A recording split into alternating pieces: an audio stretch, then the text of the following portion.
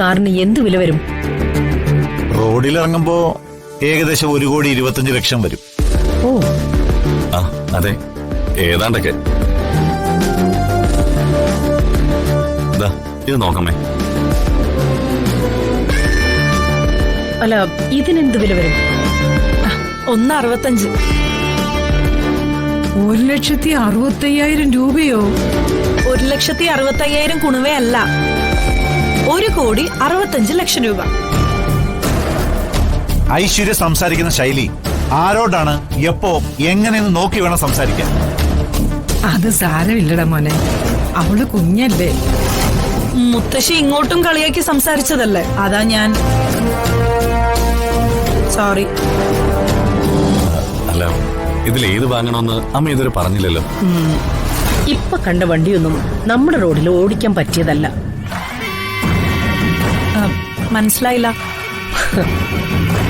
Ground clearance ഉള്ള വണ്ടികളല്ലാന്ന്. അതും മനസ്സിലായി കാണില്ല. വണ്ടിയുടെ പ്ലാറ്റ്ഫോം താഴ്ന്നു കിടക്കുന്ന സെഡാൻ വണ്ടികളാണ് ഇതൊക്കെ.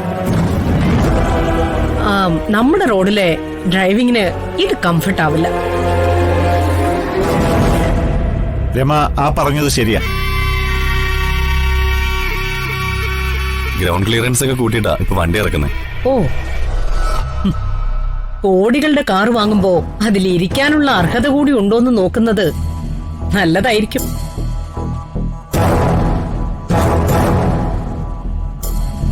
എന്റെ ഭാര്യ ഐശ്വര്യക്ക് അതൊക്കെ ഉണ്ടെന്നാ എന്റെ വിശ്വാസം.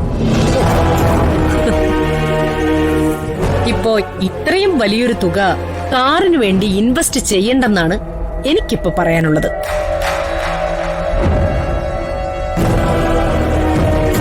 ഇവിടെ 4-5 കാറുകളുണ്ടല്ലോ, അത് പോരെ മോളെ?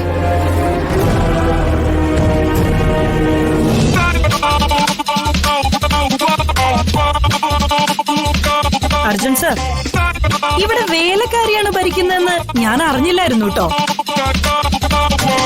എനിക്കൊരു കാറ് വേണമെങ്കിൽ ഞാൻ ആരുടെയൊക്കെ കാല് പിടിക്കണം?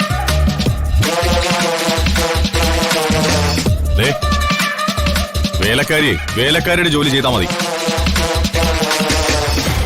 ഇതേ എന്റെ കുടുംബകാരിയാ, ഇതിൽ നിങ്ങൾ ഇടപെടണ്ട.